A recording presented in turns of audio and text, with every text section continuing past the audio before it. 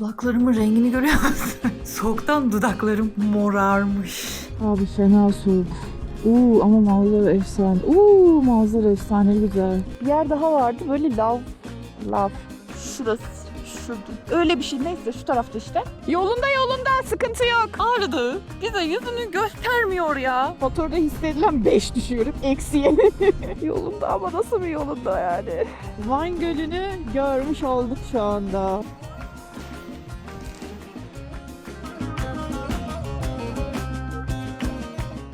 Tek kadın tek motor 81 Türkiye yolculuğumun yeni bölümüne hoş geldiniz. Ben Saliha. Türkiye'nin 81 ilinin doğal güzelliklerini tek başıma motosikletimle gezdiğim bir yolculuktayım. Bir rekor yolculuğu bu. Daha öncesinde yapılmamış olan bir şey. Dolayısıyla hem benim için hem de Türkiye için çok büyük, çok güzel bir yolculuk. Video giriş yapmamışım da. Teşekkür ederim. Kolay gelsin.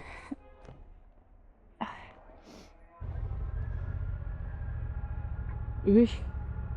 Ay. Aslanım benim ya. Ne güzel duruyor abi. Şöyle bir aracı alıp da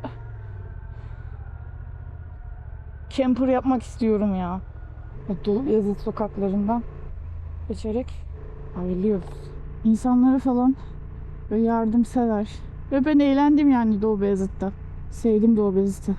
Orada tutturamadım kamerayı, tam açtım gitti. Orada bir tane abi vardı. Geldi böyle, biz diyor erkekler ne dedi?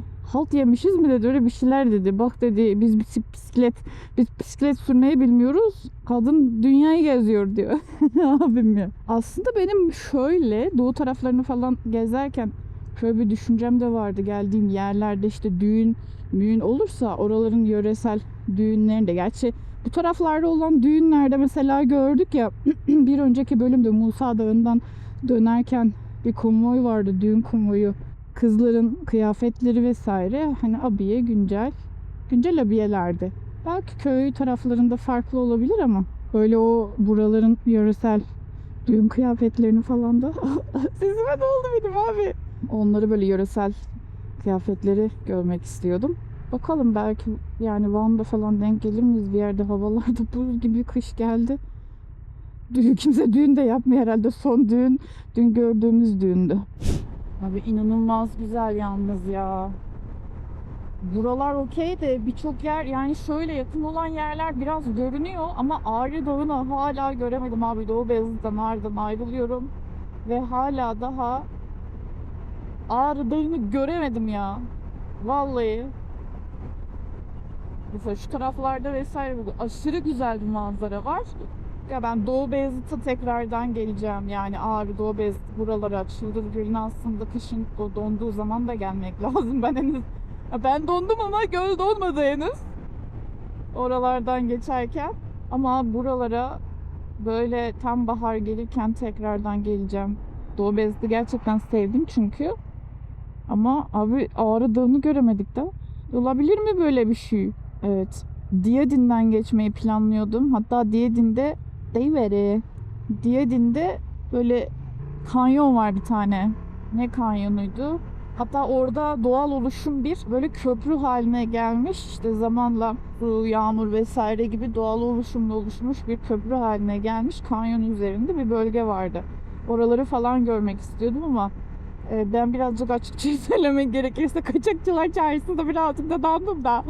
Ondan dolayı tahminimde daha geç çıkmak zorunda kaldım yola. Ondan dolayı Diyadin'e uğrarsam Erciş tarafına doğru gidiyorum ya. Diyadin'e uğrarsam çok geç kalacağım. Karanlığa falan kalacağım. O yüzden dedim ki direkt devam edelim. Ağrı Dağı'nın eteğinde duramadık. Harika ya.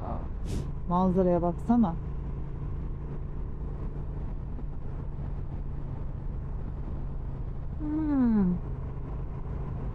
Şu tarafta galiba Tendürek Dağı var. Bak şu şeyin arkasında böyle hayal meyal görünüyor. Yönümüz değişiyor. Ağrı Dağı arkamızda kaldı. Göremiyoruz yani Ağrı'yı. Ama bir sonraki menzilimiz içerisindeki bir sonra göreceğimiz yüksek dağ Tendürek Dağı olacak. Yanlış söylemiyorum değil mi Tendürek? Benim biliyorsunuz 3 saniyelik hafızam. Bak tam şu böyle ikiz kuleler gibi bir şey var orada. Onun arka kısmında böyle belli belirsiz güneş de vuruyor. Ulan yalnız bir şey söyleyeceğim. Bulutların arkasına saklandığı anda güneş bir soğuk. Zaten soğudu. Şu anda termometre gibi kadın oldum ya. Yemin ediyorum. Ağzım kaydı. Soğukta sürekli. Ay Musa Dağı'ndan inerken Nuh'un gemisinin oradan. Ben niye Musa diktiriyorum? Nuh'un gemisinin oradan inerken bir üşüdüm anlatamam size. Şu anın sıcaklığı, şöyle bir şey söyleyeyim. Zaten buranın şu an günlük sıcaklığı şehir içerisinde merkezini düşün. 1-2 derece falandı. Dışarıya çıktık. 2 derece düşsün bak minimum. En iyi ihtimalle söylüyorum. 2 derece düşsün 0. Motorla ilgili bak güneş gitti. 2 derece daha düş -2. Motorla gidiyorum. Motorda hissedilen 5 düşüyorum. -7. Yani ben -7 hesaplıyorsam şu an muhtemelen daha da soğuk. Üst üste var ya neler giydim. Bak şurada Tendürek. Aha da Ağrı Dağı'nın kıçını görüyoruz sadece. Oha! Ay biz birazcık böyle rakımız yükselir mi? Açımız güzelleşir mi? Düzelir mi? Bir şey olur mu? Ya bak koyunlar da seçilmiyor. Tam böyle o kadar meç olmuşlar ki şöyle. Ay gitti. Kıçını zaten görebilir ama şurada arkada. Ay bir şey diyeceğim. Dur bakayım. Yalnız bu arada bir şey söyleyeceğim. Bunlar hep böyle bir boşa durmuş. Ay çok güzel vallahi çok güzel ha. Etraf harika ötesi. Oo baby. Bunlar hep lav bu arada. Burada neresi vardı? Bir yer daha vardı. Böyle lav şeyleriyle bilinen. Denizli'de bir yer görmüştüm. Denizli'de çok fazla bilinmez orası da ama Denizli'ye gittiğim zaman böyle tamamen lavların oluşturduğu bir bölge vardı. Kurumuş lav tepesi mi denir artık? Ne denir? Artık ne derseniz. Burası da baksana yapıya. Of çok iyi be. Orası mı? Ama orası değil. Ay orası daha yüksekte kalıyor. Gerçekten mi? Adam bulut gibi duruyor nasıl? Bak gerçekten beynimle oynuyorlar ya benim.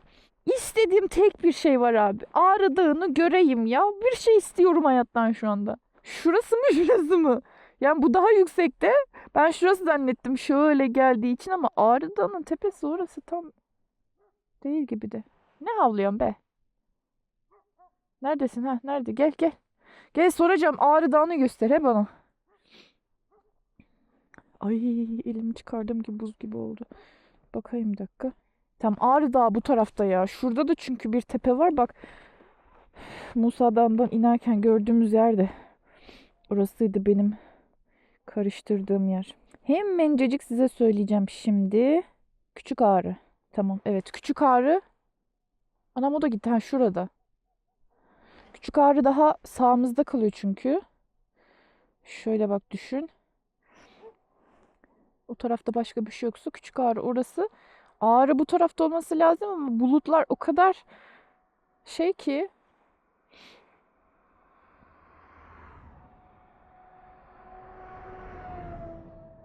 Çıldıracağım da.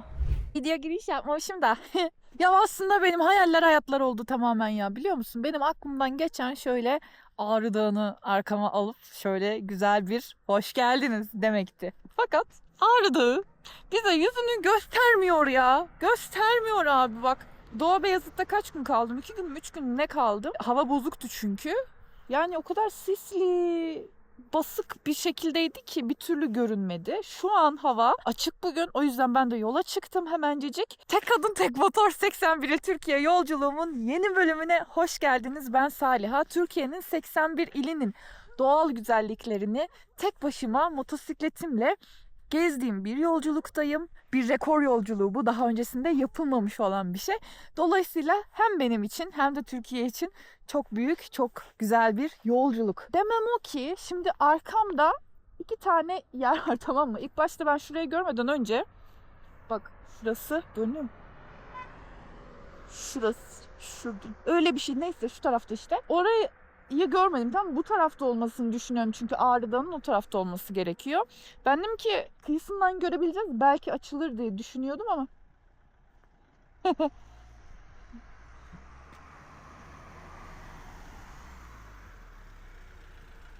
Malatya Çapır Kulübü'ndenim ben de. Öyle mi? Evet. Aa bak el salla.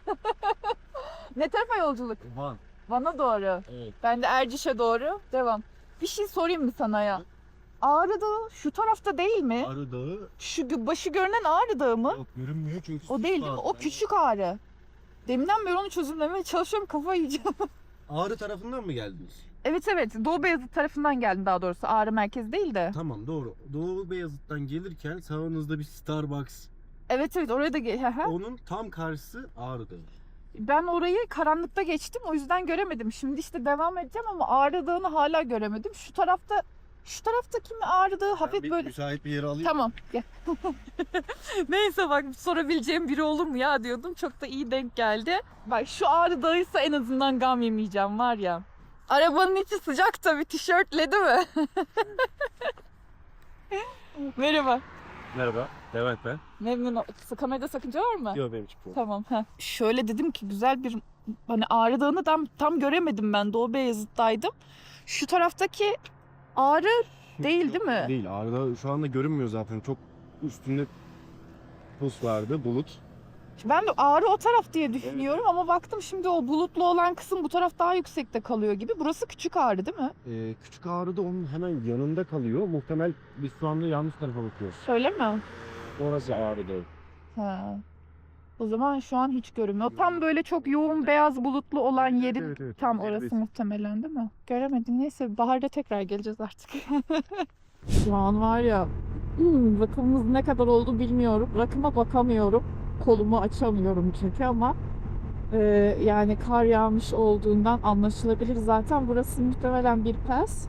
Geçit, ne geçit olduğunu bakacağız. Elimden bir su yapıyorum şu an. Anlatılmam. Her yer karla kaplı. Bayağı bir soğuk oldu şu anda. Güneşin vurduğu yerler sıkıntı değil ama gölge olduğu anda gizli buzlanma çok fazla var. Çok dikkatli tutmam lazım şu anda. Birkaç denk geldi.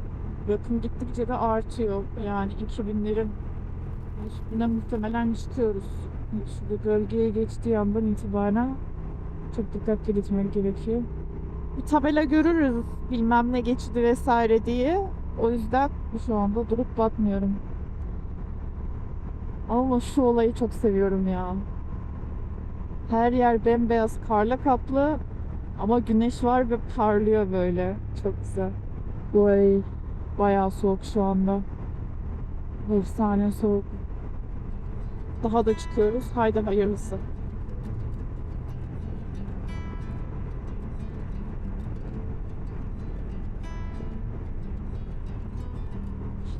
Gölgesiz olan yerden geçmem lazım. Güneş vursun yeter. Ay, Erzurum tarafındayken nerelerden geçtik ya geçen sene. Öf.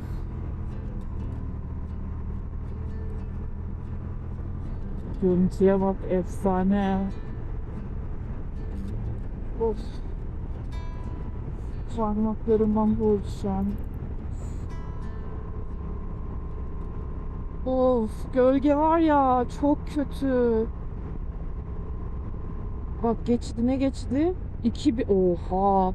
2644 Tendürek geçti bak. Diyordum ya. Ay, ben 2650'lere kadar çıktığımızı düşünmemiştim. Ah. Allah'ım. Sıkıntı yok.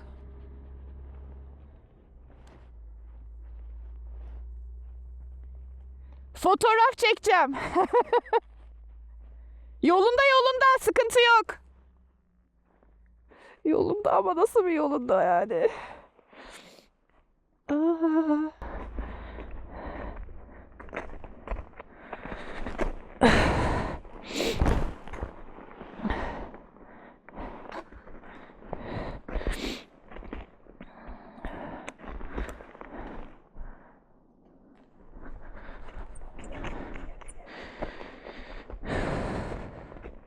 Hele.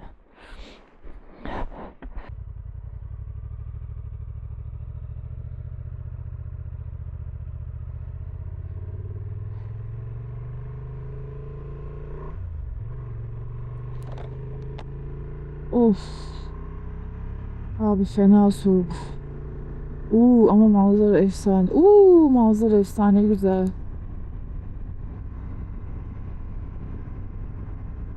Ah, ellerim parmaklarım donay. Of. Ya o kadar güzel ki yalnız şu anda. Yani bütün soğuğa rağmen çok üşüyorum şu anda. Aşırı üşüyorum. Ama o kadar keyifli ki. Ay, şu manzara bambaşka ya. Bak mesela ben hep diyorum ya, karlı görüntüyü çok seviyorum. Gerçekten karlı manzaraya ayrı bayılıyorum. O yüzden de karlı yollarda hani yolculuk yapmayı gerçekten çok seviyorum.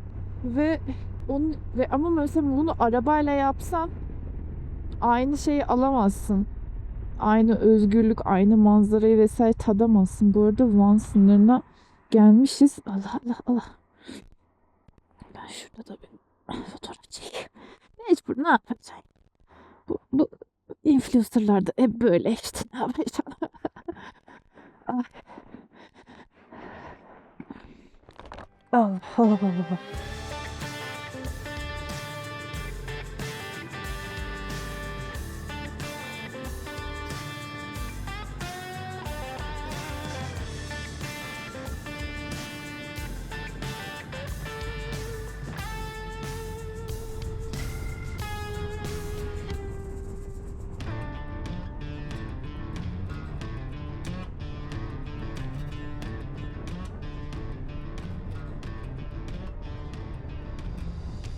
Abi şu görüntüye bak ya.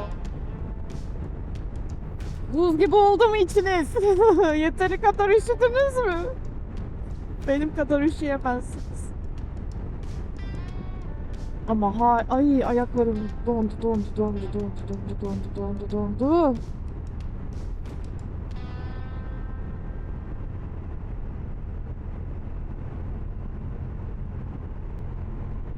İnanılmaz güzel bir manzara var. Şuralara bak ya. Ayaklarım çok üşüdü ama. Geç. Daha bir saat mi kaldı? Oha ya. Ay 20 dakika mı geldim çok şeyden beri. Manzara çok iyi. Arkası da efsaneymiş. Lan rakım azaldı da saat geçti diye mi? Saat kaç? 4 tane. Yok. Aynen.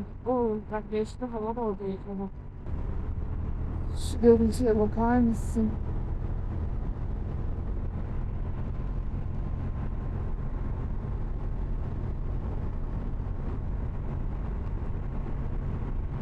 Of, yani ne kadar güzel ya. Buralar baharda bu kadar güzel. Yani ya böyle daha karlar erimeden bir zamanda geleceksin de buralardan geçeceksin. Bu arada Solo özel bir ilçesine doğru vermiş. Özel'de de gideceğiz aslında. Özel'de spesifik bir şey yok. Ama Özel'de doğru değil, ben Çaldırım'a devam edeceğim. Özel benim abimin doğu görevi yaptığı yer.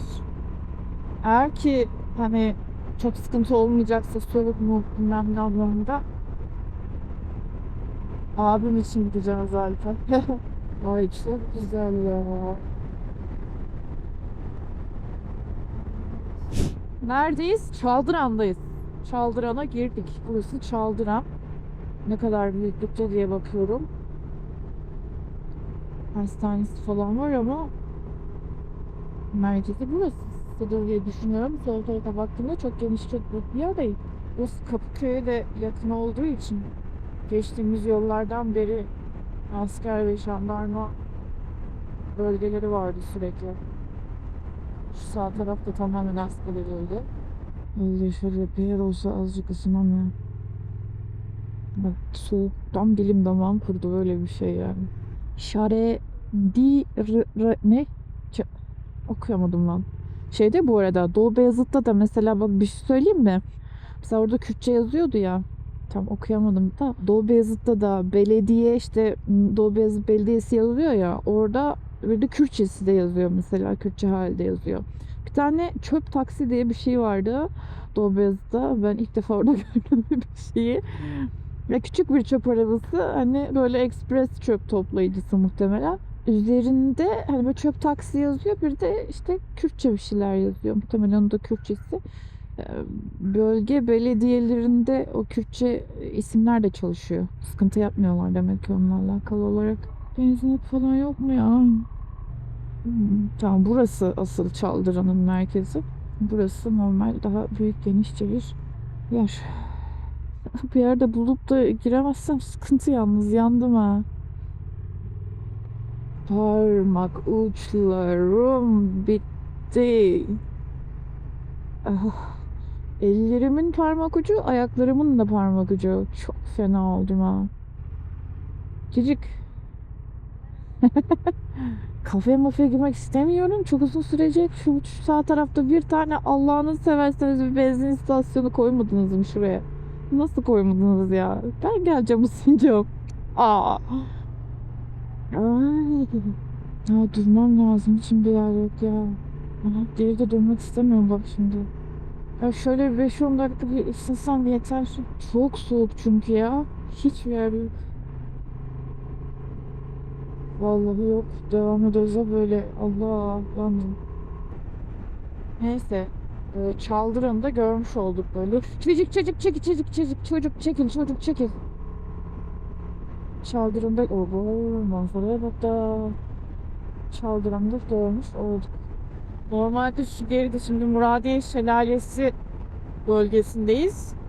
Muradiye Şelalesi var burada. Yine girmeyi planladığım bir yerde ama şu anda yok.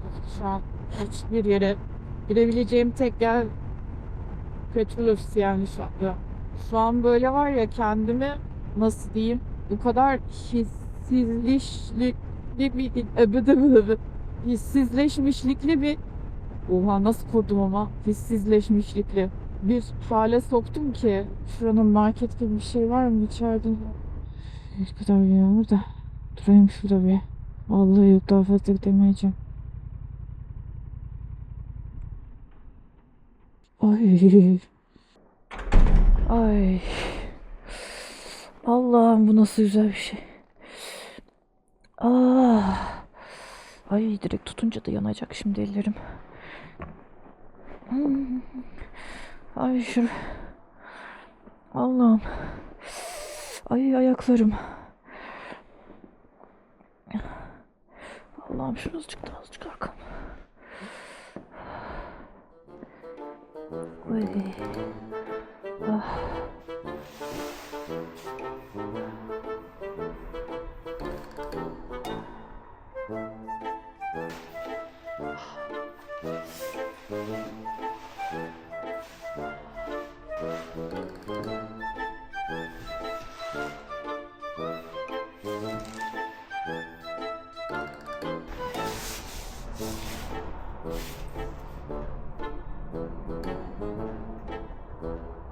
Ay, vallahi kendime geldim. Vallahi kendime geldim. Kaportalar var ya, çok fena donmuştu.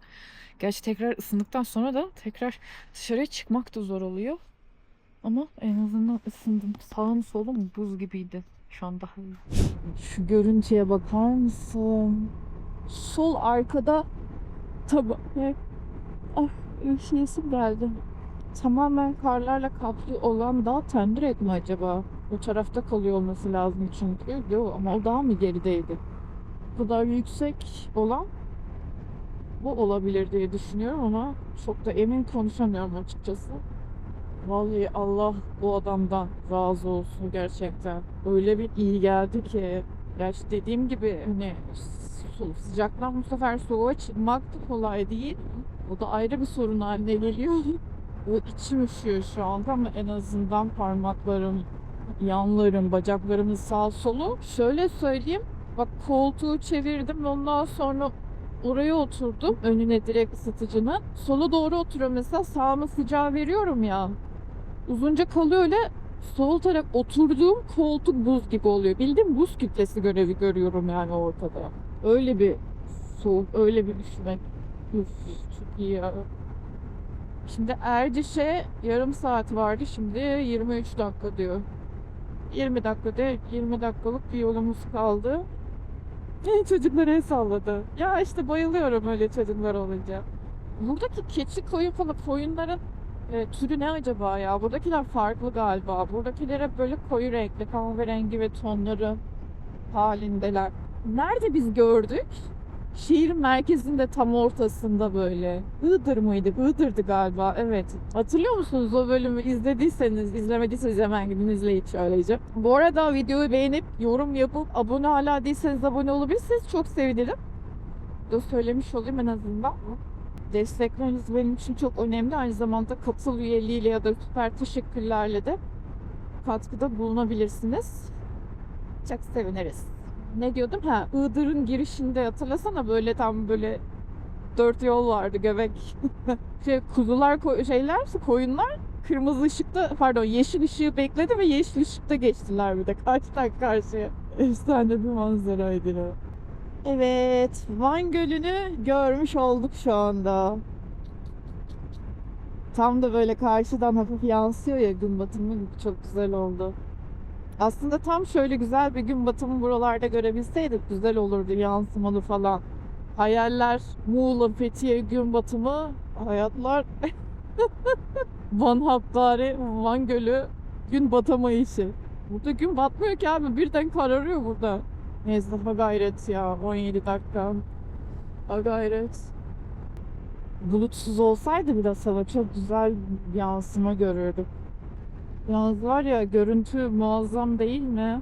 Bir de görünebiliyor mu bilmiyorum ama arkamda background'um o kadar güzel ki. O böyle bir dağ sırası var. Uy içim üşüdü. Yanımızda da Van Gölü. Of.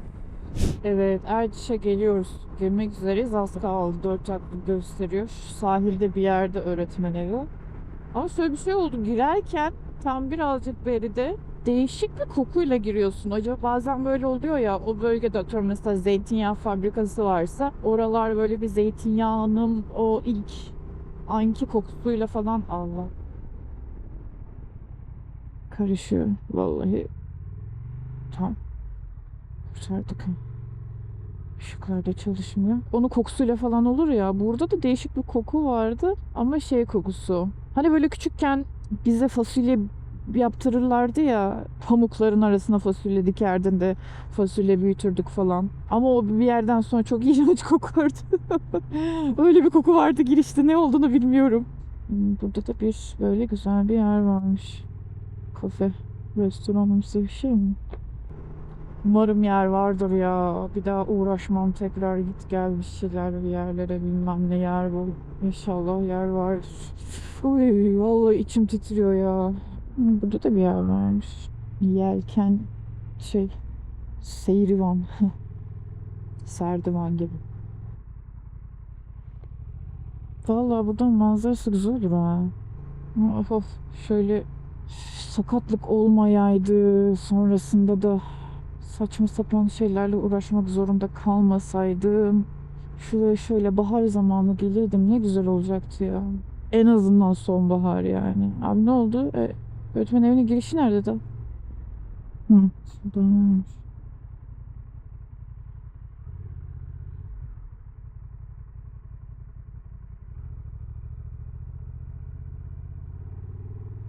He, böyle geri mi gidiyoruz bütün yolu ondan sonra?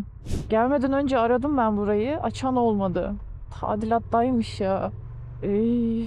Ya böyle öğretmen evi olunca falan çok iyi oluyor aslında. Hani ekstra bir yer aramak vesaire zorunda kalmıyorum. Ama böyle de olunca sıkıntı ya. Abi mescidin kenarına da arabesk şeyler yazmayın da. Şimdi merkeze gidip otel falan bir şey bulacağız ama ben önce bir misafirhaneler falan var mı diye bakmak için zaten açtım. Bir yere oturayım. Hem bir şey yeri sınırım hem de yer bakarım. Dudaklarımın rengini görüyor musun? Soğuktan dudaklarım morarmış. Ay, şu anda saat kaç? 7. 7'yi geçiyor. Ben güç bela bir yer buldum çok şükür. Öğretmen evi tadilatta olunca maalesef ki otel bulmak benim için sıkıntı oluyor. Çok şükür bir yer buldum. Isınmam lazım. O kadar içim üşümüş ki ısınmam lazım direkt. Bugün şu anda Erciş'teyiz. Sana bir şey demedim. Erciş'teyiz şu anda. Van'a giriş yaptık malum bugün. Yarın bir sonraki bölümde Erciş'ten yola çık. Yarın bu arada hava çok kötü gösteriyor. Kar yağışı falan gösteriyor. Ölçülen -2 miydi, -3 müydü ne iniyor diye gösteriyor. Umarım öyle bir şey olmaz. Ama bakacağız. Yarın eğer kar yağışı vesaire olmazsa yola devam edeceğiz ve Erciş'ten başlayacağız. Sahil boyunca Ahlat'a doğru devam edeceğiz. Ahlat'tan da muhtemelen Bitlis'e geçeceğiz. Krater Gölü'ne. Şöyle şu anda Van Gölü'nün üstündeyiz. Aslında hani böyle Van merkeze doğru gidip aşağılara inip bir an önce böyle bitirsem mi diye düşünüyorum ama böyle o kadar muallaktayım ki bilmiyorum ama muhtemelen Ahlat üzerinden Bitlis Muş'u bitirip ondan sonra aşağı dönüp Van Gölü'nün altından devam edip Van'a çıkıp sonra aşağıya Hakkari, Şırnak öyle devam etmeli bir rota planlıyorum bundan sonrası için ama birazcık daha detaylı olarak hava durumlarını karşılaştırıp ona göre yapmam gerekiyor. Çünkü Van şu anda muhtemelen Doğu Beyazıt'tan falan daha soğuk. Hakkari daha soğuk. Kar yağışı vesaire falan birçok yerde başlamış durumda, merkezlerde de. O yüzden bilmiyorum ama hayırlısı. İçimi ısıtmak isterseniz videoyu beğenip yorum yapıp hala abone değilseniz abone olursanız çok mutlu olurum. Aynı zamanda katıl üyeliği ya da süper teşekkürlerle destek olmak isterseniz yine çok sevinirim. Kendinize çok iyi bakın. Bir sonraki bölüme kadar görüşmek üzere.